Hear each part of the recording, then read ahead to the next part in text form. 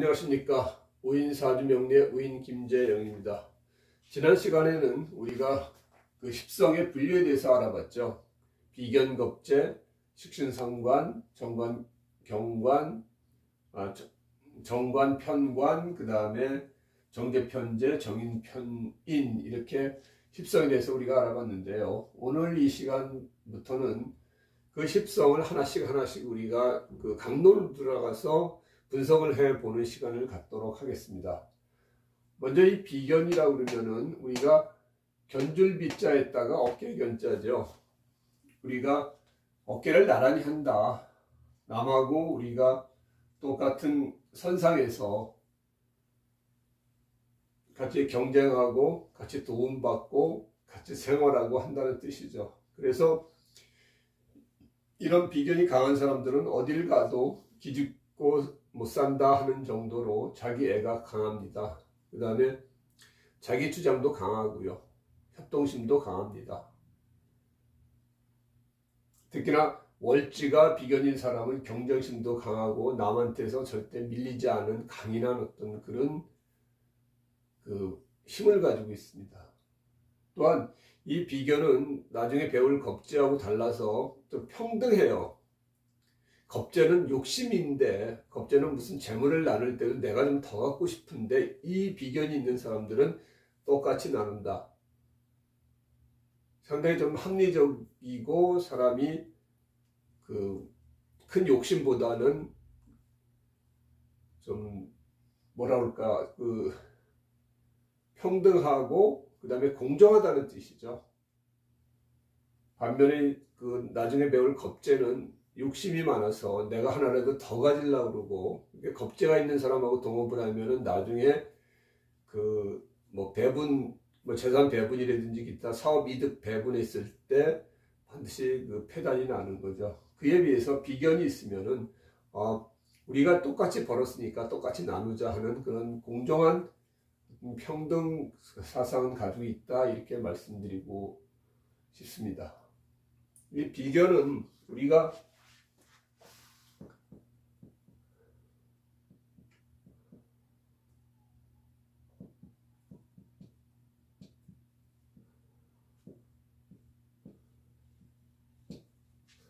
이런 식으로 같은 오행에 같은 음양을 가지고 있는 걸 우리가 비견이라고 그러죠.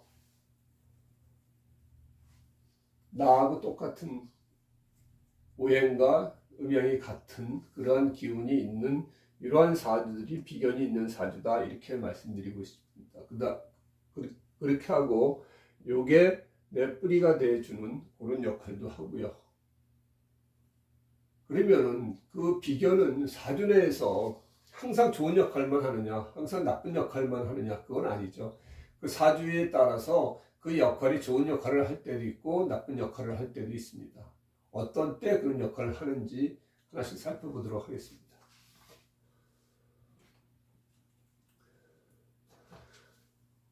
우리가 이런 갑목일간이 만일에 옆에 병화가 있다고 우리가 상정을 해보자고요. 그러면은 목생화, 여기서 보면은 목생화에서 식신하고 상관을 생하죠. 이렇게 따지면은 이 사람은 주위의 도움으로서 내 하는 일을 같이 도움을 받는 거죠. 주위 사람하고 인덕이 있어서 주위 사람 덕으로 내 하는 일, 내 연구하는 일, 내가 서비스 제공하는 일에 어떤 도움을 받는다. 이럴 때는 갑목이 인덕이 있다 해가지고 좋게 해석되는 부분입니다. 근데 우리가 여기서 병화 대신 정화를 한번 상정을 해보자고요. 그러면은 이거는 아까 것은 식신이지만 이것은 상관이죠. 상관은 나중에 배우겠지만 흉신입니다. 구설, 말성, 뭐 그런 걸로 이제 많이 하는데, 물론 아이디어도 되지만 여기서는 이제 상관이라는 건 어차피 그 흉신이기 때문에, 이 흉신이기 때문에 상관을 생각해 주는 것은 좋지가 않죠. 이럴 경우에는 주의로 인해서 말썽, 그 다음에 어렸을 때는 주위 친구들하고 어울려서 자기 역할을 제대로 안 한다, 이런 식으로 이제 해석이 되는 부분입니다. 그래서 이 목기운이 어떤 기운을 생하느냐에 따라서 그 하는 역할이 좀 다르죠. 그리고 또 우리가 결정적인 것은 만일에 여기에 무토가 있다고 치자고요. 그러면은 이 무토는 재물이죠. 재물. 재가 되는 건데 이 재물은 내 돈. 근데 주위에서 목국토가 하지 않습니까? 여기 보시면은 목국토, 재물을 분탈하는 거죠. 그러면은 주위 사람으로 인해서 내 재물이 나간다. 또 재물은 이 재라는 것은 내가 하고자 하는 것도 됩니다. 재물만 되는 게 아니라 내가 하고자 하는 것이 주위 사람 때문에 안 된다. 그 다음에 남자한테는 재는 여자도 되기 때문에 주위 사람이 내 여자를 뺏어갔다. 이런 식으로 해석이 됩니다. 그래서 옆에 어떤 기운이 오느냐에 따라서 그 하는 역할이 좋은 역할을 할 때도 있고 나쁜 역할을 할 때도 있다. 이렇게 말씀을 드리는 겁니다. 그런데 여기에 우리 또 만일에 경금이 있다고 우리가 상정을 해보자고요. 그러면은 이 경금은 뭐죠? 이게 칠살이죠. 살. 나를 극하러 들어오는 겁니다. 나를 극하러 들어오는 기운인데 이 나를 극하러 들어오는 거가 주위 사람이 있어서 그것을 대신 막아주는 거죠. 그래서 이럴 경우에는 흔히 우리 사주 그 간명을 할 때 그 명을 못한 어떤 형제가 있었다 이렇게도 간명이 됩니다. 아니면 막내가 되든지 그 형제가 살 때문에 극을 당할 경우에는 그런 일들이 벌어집니다. 여기서 이제 간목이나 인목이 더 좋은 것은 칠살이 나를 치러 들어오는데 내 뿌리가 되어주는 그 인목이 있어서 이 칠살로부터 나를 보호받을 수가 있는 거죠. 내가 약하면은 여기 보면은 금등목해서 금이 나를 치러 들어오는데 내가 실행하니까 내가 뿌리가 튼튼하고 하면은 그 경금이 나를 제대로 치지를 못하겠죠. 만일에 이런 인목도 없고 뿌리가 없을 경우에 칠살이 나를 치면 내가 아프거나 일이 잘못되거나 남자 같은 경우는 내 자식으로 인해 가지고 어떤 폐가 나거나 그런 그 일이 발생될 텐데 여기 내 뿌리가 있어서 능히 이것을 그 이겨낸다는 뜻이죠. 그래서 어떤 이 비결은 이것은 일종의 그 길신입니다. 길신. 우리가 나중에 배울 텐데 사흉신하고 사길신이 있습니다. 이걸 다 설명하고 사흉신, 사길신에 대해서 제가 말씀드리는데 길신은 우리가 길할 길자에다가 귀신신자죠. 길한신. 그래도 좋은 역할을 한다. 나름.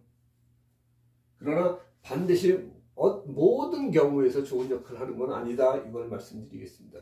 길신도, 흉신도 항상 그 역할만 하는 게 아니라 사주 내에서 어떻게 해석하느냐에 따라서 어느 위치에 어느 오행하고 연관돼서 어떤 역할을 하느냐를 우리가 보지 않으면은 사주간명을 정확히 할 수가 없습니다. 길신도 흉신 역할을 할 때가 있고 흉신도 길신 역할을 할 때가 있다. 그러나 일반적인 것은 길신은 길신 역할을 대부분 많이 하고 흉신은 흉신 역할을 대부분 많이 한다. 이렇게 보시면 됩니다.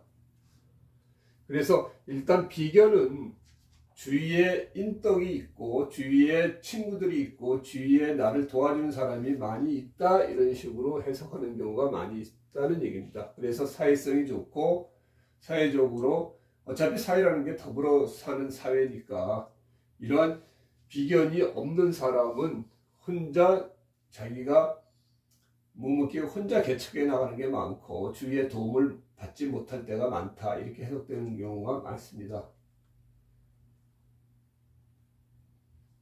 그래서 우리가 보면은 사주에 따라서 그 위치, 그 다음에 역할, 그거에 따라서 사주를 간명을 해야 된다. 이걸 다시 한번 말씀드리고,